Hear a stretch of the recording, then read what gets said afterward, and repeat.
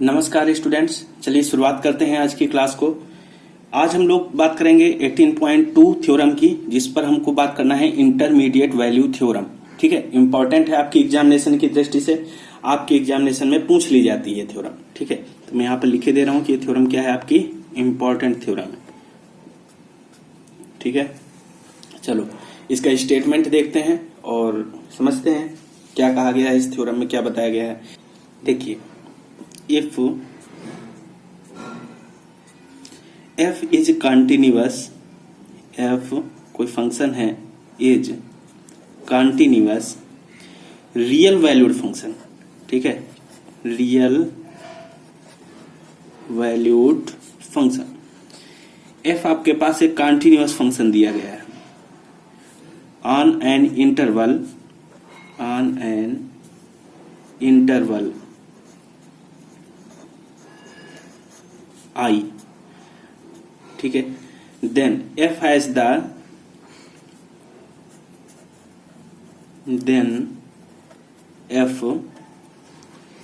the intermediate value property, intermediate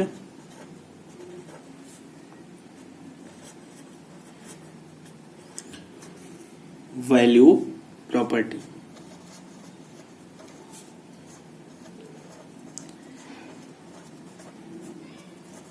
on I. ठीक है, फिर यहां पर लिखा गया है इंटरमीडिएट प्रॉपर्टी कौन सी, यहां पर लिखा गया है व्हेन एवर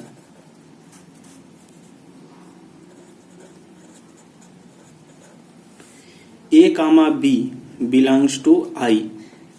दो एलिमेंट इंटरवल से बिलोंग कर रहे हैं जिस पर a is less than b है। ठीक है, तो कहा गया है and y lies between fa and fb, fa and fb। ठीक है, फिर यहां पर बताया गया है ब्रैकेट में कि fa छोटा होगा y से और y छोटा होगा fb से। ठीक है, यानी कि y fa और fb के बीच में होगा। यदि आपके पास डिक्रीजिंग फंक्शन है तो फिर fb पहले आ जाएगा, fb पहले आ जाएगा, y आएगा, फिर fa आएगा। इंक्रीजिंग और डिक्रीजिंग फंक्शन आप लोगों ने 11th-12th क्लास में देखा होगा। ठीक है, इस आधार पर ये हम लोग लिखते हैं। फिर कहा गया है यदि ऐसा है तो देयर एग्जिस्ट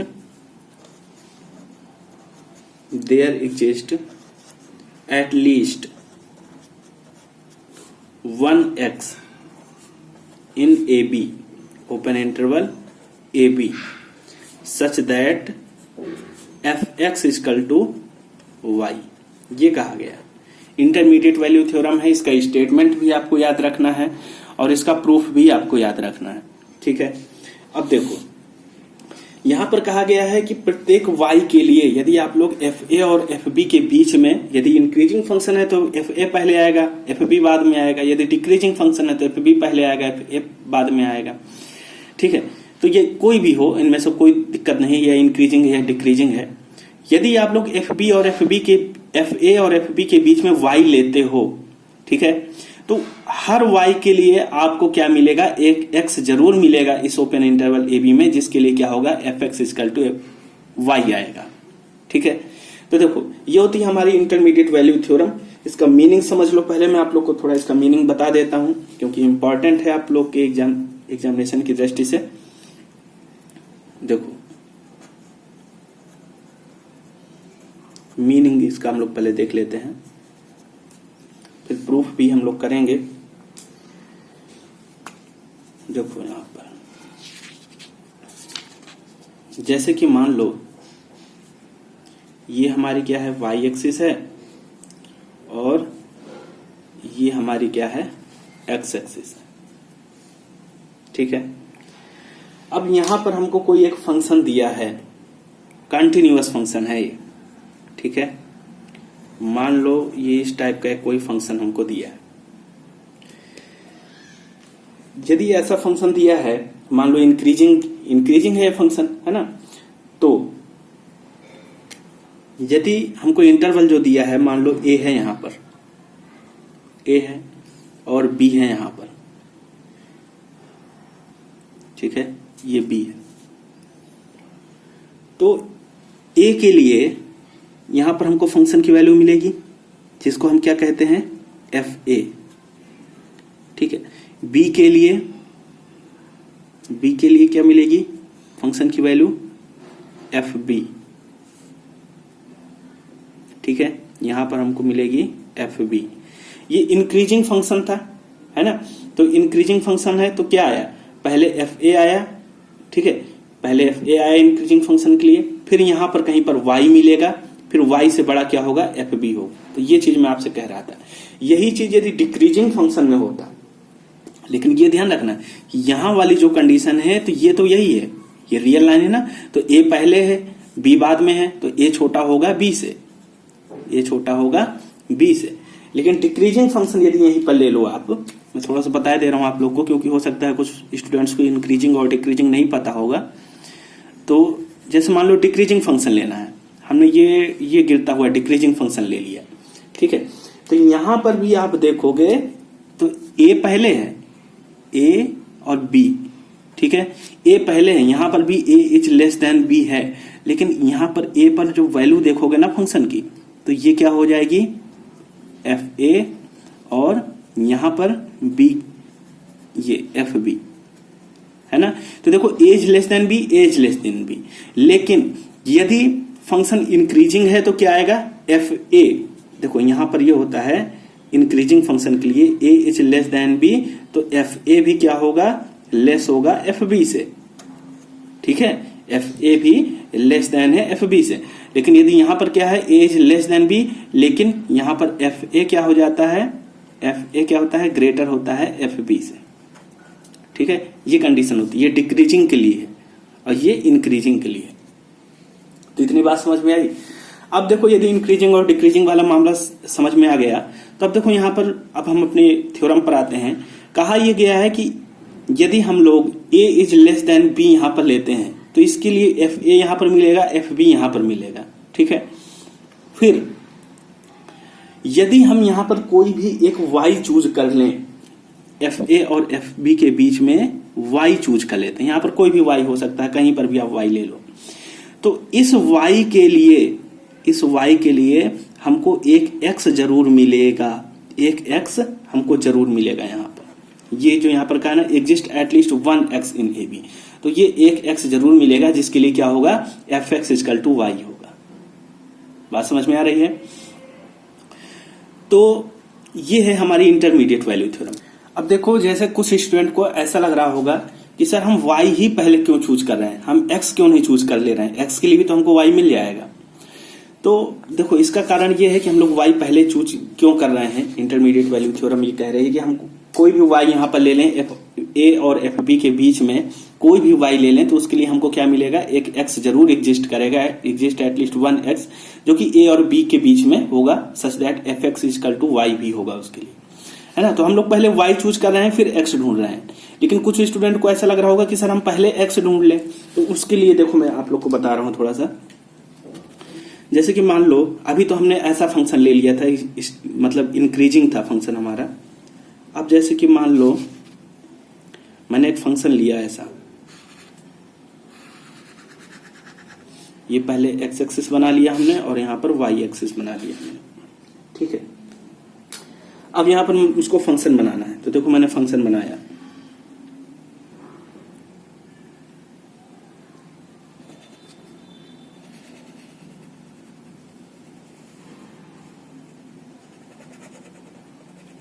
ठीक है। मान लो इस टाइप का कोई फंक्शन है हमारे पास। और दूसरी बात, हमको यहां पर दिया गया है ए पॉइंट इंटरवल का, दिख रहा है ए, और यहां पर हमको दिया गया है बी पॉइंट, ये बी है। तो ए के लिए आप लोग देखोगे तो यहां पर हमको वैल्यू मिलेगी एफ ए, ठीक है, एफ ए मिल गई। यहां पर हमको मिला क्या, एफ बी मान लो यहां पर, तो इधर को आ जाएंगे,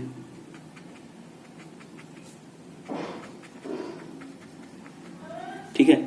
यहां पर हमको एफ बी मिल गया। लेकिन अब जो सोचने वाली बात है वो ये है कि यदि हम लोग एक्स चूज कर लें पहले, है ना, मैं बता रहा हूं कि यदि जैसे हम एक्स चूज कर लेंगे, जैसे इस तरीके का फंक्शन है, तो यदि हम लोग एक्स मान लो यहां पर चूज कर लेते हैं कि यहां पर हमने एक्स ले लिया पहले, ठीक है, तो इसके लिए हम लोग देखेंगे वैल्यू वाई, है ना, यानी कि F X equal to Y जो होता है, तो यहां पर हम लोग को मिलेगा एफ एक्स। तो ये जो हमको यहां पर एफ एक्स मिलेगा, ये एफ एक्स मिलेगा, F X equal to Y, ये मिला।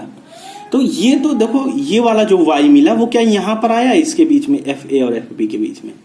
यहां पर तो नहीं आया ना, वो तो इससे बाहर ही निकल गया एफ ए और एफ बी के। लेकिन यहां पर क्या कहा गया है, यहां पर कहा गया है कि जो y होगा वो एफ ए और एफ बी के बीच में ही लाई करेगा, चाहे इंक्रीजिंग फंक्शन हो या डिक्रीजिंग फंक्शन हो, ठीक है। इस वजह से हम पहले x नहीं चूज करेंगे, क्योंकि यदि x चूज कर लिए तो फिर पता चले कि y बाहर निकल जाए, है ना। तो हम लोग पहले क्या चूज करेंगे, पहले हम लोग y चूज करेंगे एफ ए और एफ बी के बीच में, उसके लिए फिर हम लोग x ढूंढेंगे, तो वो a और b के बीच में ही हमको मिलेगा। तो ये होती है हमारी इंटरमीडिएट वैल्यू थ्योरम। इसको आप लोग को समझना जरूरी है, तो मैंने आप लोग को अपनी तरफ से समझाने का प्रयास किया है। अब इसके बाद हम लोग आते हैं कहां पर, इसके प्रूफ में, ठीक है। इसका प्रूफ समझते हैं। चलो नेक्स्ट पेज पर चलते हैं। इसके देखिए हम लोग इसका प्रूफ देखते हैं। Let y be any arbitrary value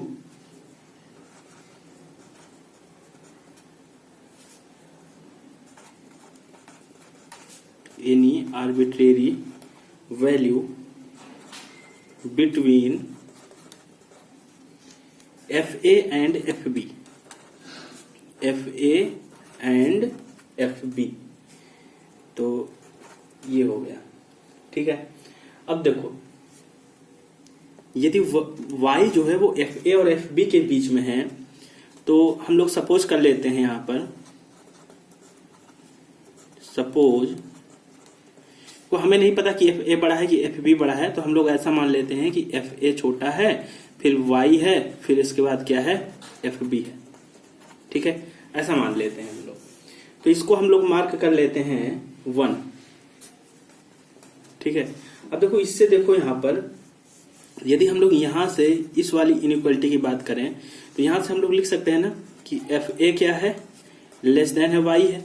यदि हम लोग इसको ऐसा लिखना चाहें FA माइनस y, तो क्या हो जाएगा, लेस देन 0। यदि यहां से देखो लिखना चाहें इस वाली इनइक्वालिटी से, तो क्या लिख सकते हैं, FB क्या है, ग्रेटर है y से, है ना। तो यदि हम यहां से लिखेंगे तो FB माइनस y क्या हो जाएगा, ग्रेटर देन 0, ठीक है। इसको मार्क कर दो 2 और इसको मार्क कर दो 3। यहां तक बात समझ में आ गई। अब देखो नाउ कंसीडर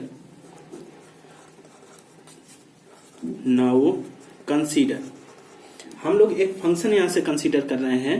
देखो किस तरीके का, कि एफ एक्स इजकल टू हमने लिया एफ एक्स माइनस वाई, ठीक है। तो देखो जो हमको स्टेटमेंट में दिया हुआ था कि फंक्शन क्या होना चाहिए, कंटिन्यूअस होना चाहिए, है ना।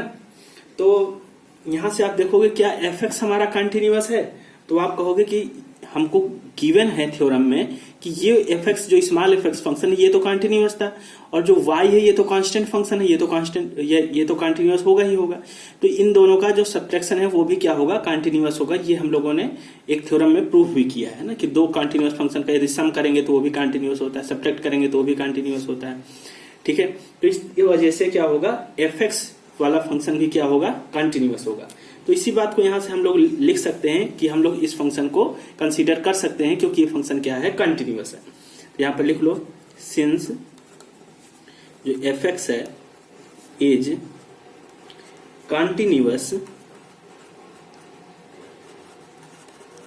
On interval A B and Y is constant function. Y क्या है, वाई तो हमारा कांस्टेंट फंक्शन है, ये कांस्टेंट है, ठीक है। तो y क्या है, कांस्टेंट फंक्शन है, तो यदि कांस्टेंट फंक्शन है तो ये तो अपने आप ही कॉन्टिन्यूअस होगा, हेंस कॉन्टिन्यूअस। ठीक है, तो दोनों फंक्शन हमारे क्या है, कॉन्टिन्यूअस है, तो इनका सब्ट्रैक्शन भी क्या होगा, कॉन्टिन्यूअस होगा। तो हम लोग यहां से लिख सकते हैं सो द फंक्शन, कौन से फंक्शन की अब हम बात कर रहे हैं, कैपिटल एफ एक्स, ये वाला फंक्शन भी हमारा क्या होगा, यानी कि capital F X equal to F X minus Y is also continuous. ठीक है, ये भी हमारा कॉन्टिन्यूअस होगा ही होगा। ठीक है, अब देखो, अब यहां से नाउ ध्यान समझना, यदि हम लोग एफ ए निकाल लें, यानी कि कैपिटल एफ वाले फंक्शन में एक्स की जगह ए रख दें, तो क्या मिल जाएगा बताओ, एक्स की जगह यहां पर भी एफ ए रख दोगे तो एफ ए माइनस वाई हो जाएगा। अब देखो एफ ए माइनस वाई क्या है, क्या ये लेस देन जीरो है, तो आप कहोगे हाँ सर ये लेस देन जीरो है, ये तो हमने यहाँ पर 2 में लिखा था, है ना, तो यहाँ पर लिख सकते हो, ये हमने कहां से लिखा है, फ्रॉम 2 से। इसी तरीके से यदि हम लोग एफ बी निकाल लेंगे तो एफ बी क्या होगा, तो आप कहोगे कि यहाँ पर बी रख दिया है तो यहाँ पर हो जाएगा हमारा एफ बी माइनस वाई। तो एफ बी माइनस वाई क्या है, ग्रेटर देन जीरो है, हाँ सर ये भी है, तो हम इसको ग्रेटर देन जीरो लिख सकते हैं, कहां से, फ्रॉम 3 से। ठीक है, अब देखो यहां पर थोड़ा सा एक बात लिखो, since f x is continuous, जो एफ एक्स फंक्शन था वो क्या है, कॉन्टिन्यूअस है, on a comma b and f a, ये कैपिटल वाला है, f a and f b have opposite signs, have opposite signs. अभी मैं समझाऊंगा इसको, तो यहां से लिख दो, therefore there exist at least one number c x naught in A b. ठीक है, हम ये कह रहे हैं कि एफ ए क्या है, लेस देन जीरो है, और एफ बी क्या है, ग्रेटर देन जीरो है। तो देखो हम ये कह रहे हैं कि जैसे इस तरीके का कभी चीज होती है कि एक फंक्शन किसी पॉइंट पर क्या हो रहा है, जैसे मान लो यहां पर हमारा क्या है, जैसे मान लो फंक्शन इस टाइप से है, कुछ ऐसा है कोई फंक्शन। ठीक है, तो हम ये कह रहे हैं कि मान लो ए पर क्या है, लेस देन जीरो, तो यहां पर मान लो ए, ठीक है, यहां पर ए पॉइंट है, यहां पर बी पॉइंट है, तो हम ये कह रहे हैं कि फंक्शन बी पर क्या हो रहा है, बी पर तो ग्रेटर देन जीरो है ना, यहाँ पर एफ बी मिलेगा, ग्रेटर देन जीरो है। ए पर क्या है, लेस देन जीरो है, यानी कि यहाँ पर हमको एफ ए मिल जाएगा, यहाँ पर एफ ए और यहाँ पर एफ बी। तो देखो जब इस तरीके से होता है कि एक फंक्शन क्या होता है, किसी एक पॉइंट पर लेस देन जीरो है और दूसरे पॉइंट पर क्या हो रहा है, जा करके ग्रेटर देन जीरो हो रहा है, तो हम लोग ये कहते हैं कि ये फंक्शन एक बार तो ऐसे यहाँ पर एक पॉइंट पर मिलेगा ना, जहां पर एक्स क्या होगा, जीरो होगा, एक पॉइंट तो कम से कम ये मिलेगा ना जहां पर क्या होगा, जीरो होगा, यानी कि ये एक पॉइंट हमको एक्स नॉट जरूर मिलेगा जहां पर ये फंक्शन जीरो हो रहा होगा। तो ये एक थ्योरम भी होती है, तो उसी का स्टेटमेंट है, मैंने यहाँ पर लिख दिया है कि F x is continuous function है ए बी इंटरवल में, और एफ ए और एफ बी क्या है, ये जो इनके एंड पॉइंट है ना, यानी एफ ए और एफ बी जो एंड पॉइंट पर हमने देखा, तो ये फंक्शन क्या हो रहा है, एफ ए पर निगेटिव हो रहा है और एफ बी पर क्या हो रहा है, पॉजिटिव हो रहा है ना। तो वही मैंने लिखा है कि एफ ए और एफ बी क्या है, दोनों अपोजिट साइंस हैं, तो यहां से हम कह सकते हैं कि कम से कम एक नंबर एक्स नॉट जरूर मिलेगा जहां पर क्या हो रहा होगा, फंक्शन जीरो हो रहा होगा, है ना। तो ये यहां से लिख लो, say x naught in A B such that ये एक्स नॉट जरूर मिलेगा, सच दैट क्या होगा कि एफ एक्स नॉट ये फंक्शन क्या हो रहा होगा, यहाँ पर जीरो हो रहा होगा, है ना।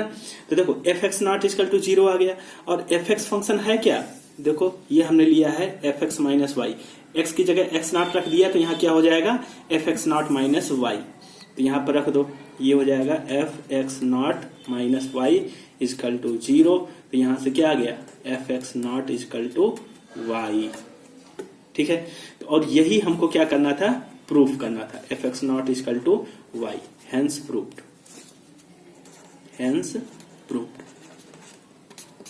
ठीक है।